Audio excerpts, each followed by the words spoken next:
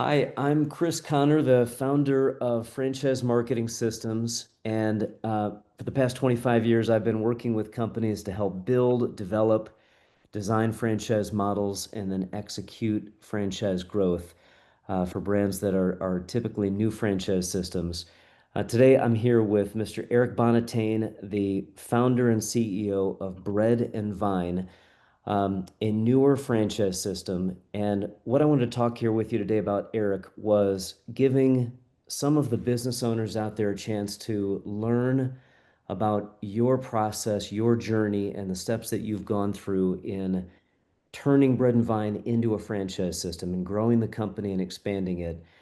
You've done so many things well in this process in the first year of being a franchisor. I think it would be great if you would start first with a personal introduction and a bit about your background, and then a bit about Bread and Vine as a company, if you wouldn't mind. Sure. Well, thank you for having me on the show, whatever it is. So, yes, like you said, I create Bread and Vine about 4 years ago. A little bit about my background. I've been in this business for the hospitality industry for over 40 years. I was very young, in my 18, 20s. I was the chef of my mother restaurants. She used to own two restaurants in France, in Paris. And then, 28 years old, I decided to discover the world. So I left France at my early age, and I moved to Saint Martin, which I opened my first restaurant and hotel. It was a small hotel right on the beach. It was probably one of the best restaurant in the island at the time. That was back in 90s early. And then to make things every faster, so I lost my business and my restaurant, my business and my house the same day. On September 1st, 1995, it's Category 5 hurricane. So I had to, either rebuild my restaurants or move to a different place. Met my wife, moved to United States, and I started working for in New York City, uh, in the two, three-star restaurants, Le Bernardin and Alain Ducasse. Back in the days, I worked in multiple restaurants too at the time. Um, but at the end of my career, I was vice president of food and beverage for a big group, the SBE, who actually owns multiple hotels in Miami and other city. I was the director of operations for Cipriani Group for USA. So we opened the first hotel in Beverly Hills. I was in charge of multiple properties for Cipriani and new concept. And then so I work with different company, Ritz-Carlton, also up on the Ritz-Carlton Central Park in New York City, back in 2005. At the end of back in 2019, I had the opportunity to go to China, in Shanghai, to run as a managing director a huge building with eight different type of restaurant concept. So Chinese, Korean, Japanese, French, Italian, American brasserie, nightclub. I had 1,500 employees at the time, and like everybody knows, COVID-19 happened. So I lost my job overnight, went back to the US. My wife, she's from Chicago, so hopefully, thank you. She didn't move yet. She was about to move, but she didn't move yet. That was probably the best move we ever did. And then so I went back home and I said, you know what, I'm going to be gardening for a year because there's nothing going on for me here. High salary, and hotel was closing, restaurant was closing. So I said, okay, I'm probably going to have some time off for a while. My wife is in a wine business. So obviously at the time, the wine business was pumping, was very busy. And then we decided to come in this little town called Galena. I mean, I didn't know because I'm not from Chicago, but she used to go to this little town when she was young. And so that was summer 2019. So just in the middle of COVID, Chicago was shut down. But in Galena, people was coming from Chicago because Galena was kind of open, was really not everybody was wearing masks at the time. It was kind of like pretty free-ish. And then, so I went to a bar with my wife, and we met this nice couple who actually purchased the building next door. And they have an empty space. And during the conversation at the bar, he asked me, say, "Well, it seems like you opening concept pretty much everywhere in the world. So, I opened concept in the Bahamas too, Dominican Republic as well." So he said, "We have a little store." I said, "Would you like to see it and maybe give us some idea of what we can actually do indoors in that space?" I said, "You know what? It's okay. I've now really nothing to do." And so they show me the space. The space is very tiny. We have about 2,000 square feet. So I look at them and say, I love you guys, but usually when I open a restaurant is at least 8,000, 10,000 square feet. And I'm not really a country type of guy. I'm more like a city type of guy, living in Yeah. New York, living in Miami for many years, and Los Angeles. So, but then I said, they were so nice. I said, okay, well, I'm going to work on a concept for you because I have nothing to do anyway. So keep myself busy. And then, so that's why I decide I create that concept on a tiny space. So the concept is basically we have three different business in one. So we have a pastry store, and we sell croissant. Again, was what we call it croissant, chocolate croissant, Danish, and things like that. And we have also French pastries, and we have a full bar, cocktail bar, and we have a restaurant, fast casual, which I can call it. Basically, it's a fast casual, international cuisine restaurant with a French flair. Obviously, I'm French, so I put my touch into it. Mhm. And then, so we opened in the middle of COVID 2019. I decided to do it and jump on it. And that's probably the best things I ever did in my life. We had a line at the door on a Sunday in the middle of May. We had the outside seating. I tripled my forecast. It was something incredible. The first day, at the end of the night, we actually closed the business because we were so busy. We have nothing to sell. And I said to my chef, we will reopen. I need to reassess my business and we reopen when I'm ready. And which we did 2 days later. So we closed Monday and Tuesday, and then I reopened on Wednesday, and we were ready for it now. So and then so we had such a growth in the last 4 years, incredible growth actually, um, in the middle of nowhere. And so obviously over the years, I have a lot of people who was interested of me opening a bread and vine next to where they live. We have a lot of Chicagoans who's coming here, people from Naperville, wealthy neighborhood as well. And then so everybody was asking me, when are you opening another place? Open something better.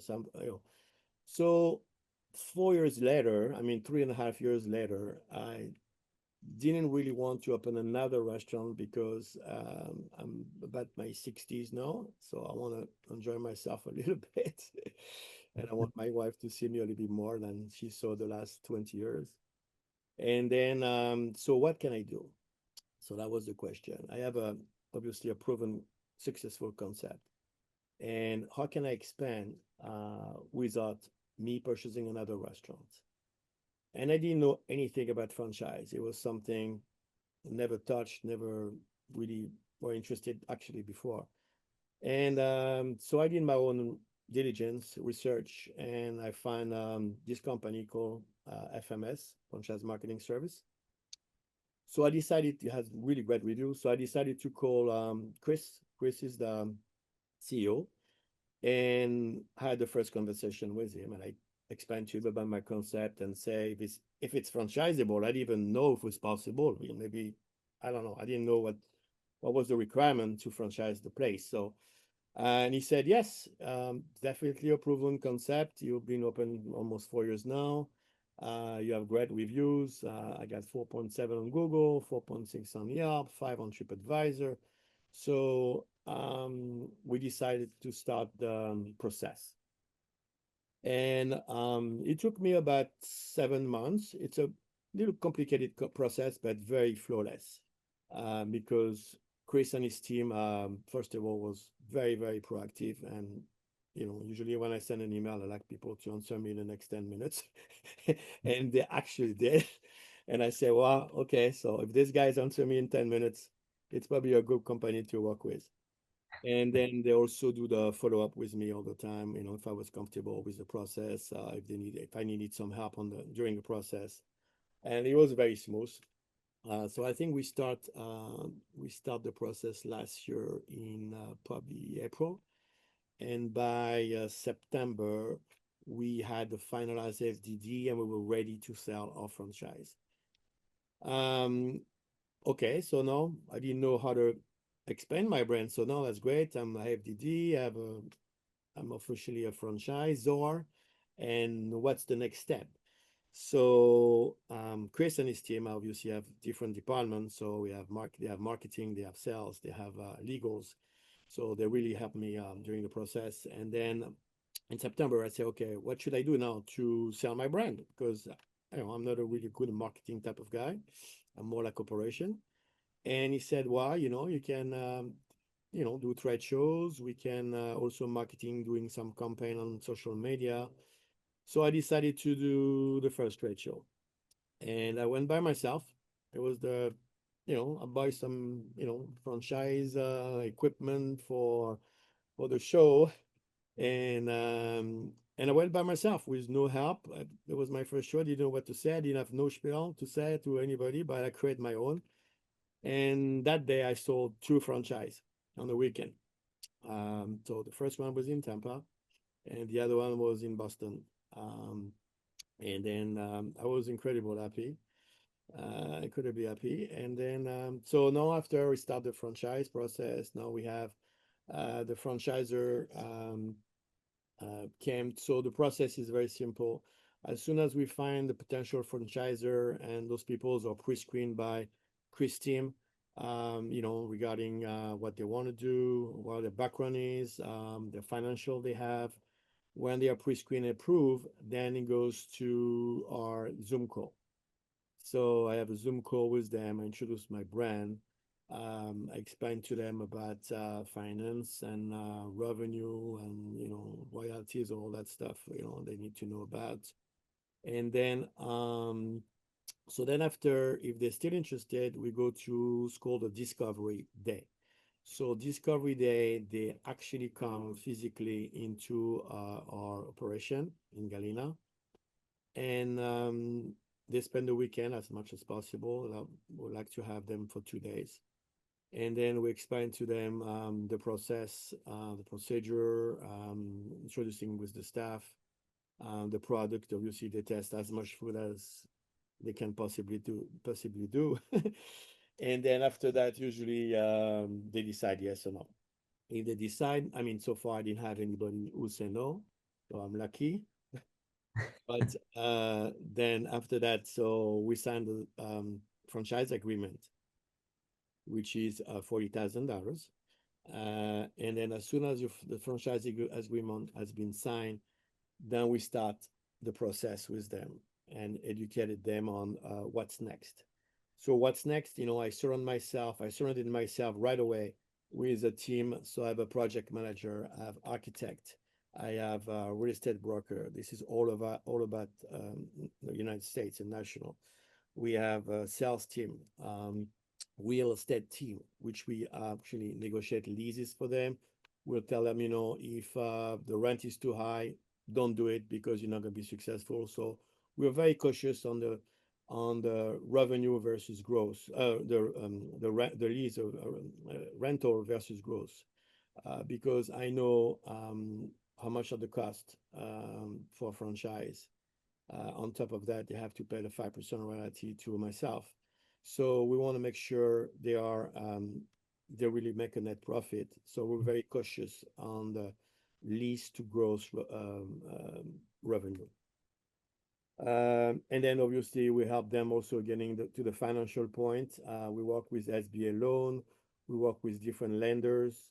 So we really have them along the way from point A to point B to the finish line, and that's what we do. So um, that's who I am. Wonderful. That's perfect. So, one thing, Eric, that I think is particularly interesting, has been interesting to me.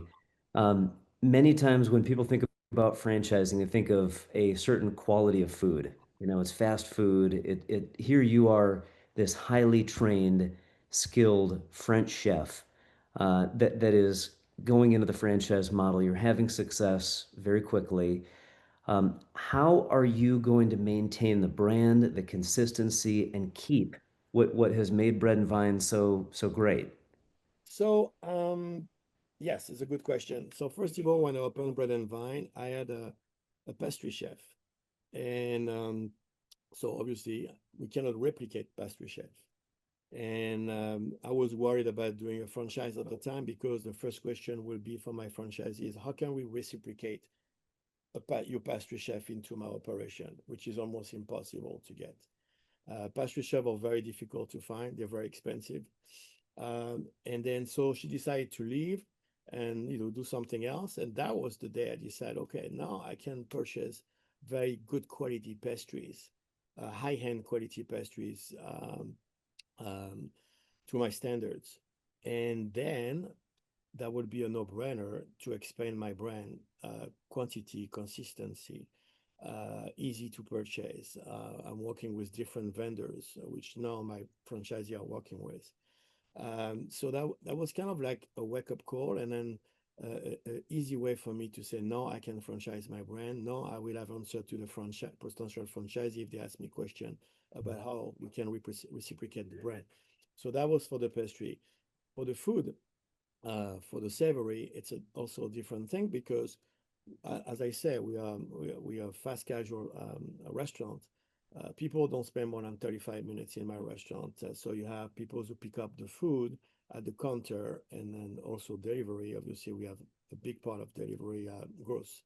Uh, but people stay sitting in the restaurant really stay for 35 minutes.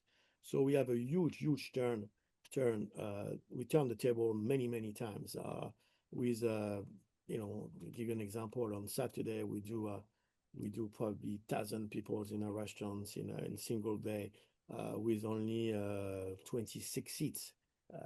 We open 9 to 9 non-stop.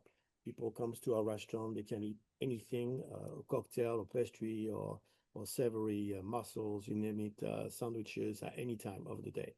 So people start to know that we open every day. We close only 2 days out of the year. We're closed Thanksgiving and Christmas Day. That's the only 2 days we're closed. So people start to know us. People start to know when you need to have something to eat, we're always open. Um, so so yeah, and then the food is also very easy to make. We have because my wife and I like to travel, so we create a concept kind of because of our travel. We like Asian food, we like Italian food, we like not just only French, but we have we live in Miami, so we have cubanitos, we have croquetas from Cuba, we have pork ramen from Asia, we have pizza from Italy, we have all different type of food, cubanitos, Moroccan merguez sandwich, which we find in France in street food. So we have a like kind of like a blend of street food and also nice food. We have mussels, we have fancy food, steak tartare, tacos also. So you can come to a restaurant and decided to instead of going just for a night at the Asian restaurant, you can be in a Italian, French, Cuban, and whatever a Greek restaurant because we have also Euro sandwich. So you can have this indoor place, and that's what makes Bread and Vine different. Our concept is different because you find a lot of French bistro out there. There's a lot of Italian pizzeria or pasta place. We have everything. Our menu is really extensive. We have about 42 items on our menu, but very easy to make. And we don't have a lot of team in our kitchen because our organization, as I work in many kitchen in my career, I wanted to have something easy, cost effective, labor effective for the franchisee, and the payroll, obviously, and the food cost is the two things with the rent, who's actually make or make not or doesn't make a restaurant successful or close the restaurant or keep the restaurant open. It's all about numbers. Um, I'm very, I will say, anal crazy on numbers. I know my numbers very well. I do my food cost on a daily basis. I do my beverage cost on a daily basis. I do my payroll cost on a daily basis. I don't need to wait for the P&L at the end of the month sending by my accounting to know where I'm at. So, and that's something also as we grow, that's something I also train the franchisee to be very aware about their operation. Um, as you know, there's a lot of talented chefs who close their restaurant because they're good at cooking, but they're not good at counting.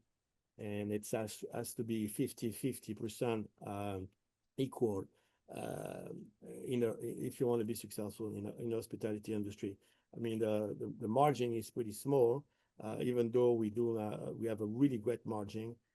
We do about 18 to 20% margin, which is incredible for hospitality industry. Usually, it's about a good a good restaurant runs around 13%. Mhm. So yeah, I mean, I create something differently unique. Um, so that's about it. That's great. Well, and one thing too that it just occurred to me, you have had what sounds like thousands of employees that you have managed over your career. What has been your experience so far in the difference in working with franchise owners versus working with employees? What have you seen in the differences in engagement, relationship? How has that worked so far? So that's interesting question. Employees are employees. Okay, so I'm not considering my franchisee as an employee, but kind of, because I'm here to train them. So we have also a training process. They spend 3 weeks with me at the restaurant. We teach them how to be open another bread and vine. Like I said before, we teach them about not just about the operation, but also about numbers on daily accounting, how to communicate with their staff. For me, my staff is my number one asset. I don't have turnover in my restaurants because, well, I think I'm a good boss, and also they make money. So usually people quit for three reasons: bad boss, no money, or bad ambiance, right? So when you have those three things covered, usually you keep your staff. And then so I'm really trying to have my franchisee understand that, because be a business owner, well, first of all, is difficult, but what is harder is to keep the staff working with you and be dedicated, believing on the brand, um, having some type of a culture, because that's very important. We have bread and van culture. Obviously, customers are number one. Obviously, our consistency of our product also very important. But the number one thing is our customer. And to have our customer happy, we have to make our people happy, because unhappy employee will not make customer happy. It's the bottom line. Mhm. I understand this for many, many years, and obviously nowadays is a different way of managing people. Like when I was in my 20s, I was receiving plate in my face and screaming and all that stuff. Those days are over, and thank God those days are over. So now Yeah. we have to spend more time with our customer, with our employee, explain to them, when they make something wrong. Everybody makes do something wrong. But as long as you explain them in a nice way, usually they're very receptive on the conversation and the coaching. And I got absolutely no problem with this. So I'm trying to get the franchisee having the same mentality than I have, because that's the only way to be successful. If you don't have good employee, the employee don't follow you, you go nowhere, basically. Hmm. Hmm. Completely agree. Where do you see Bread and Vine going from here? So first, I need to develop the few franchise location we have, make sure they're successful.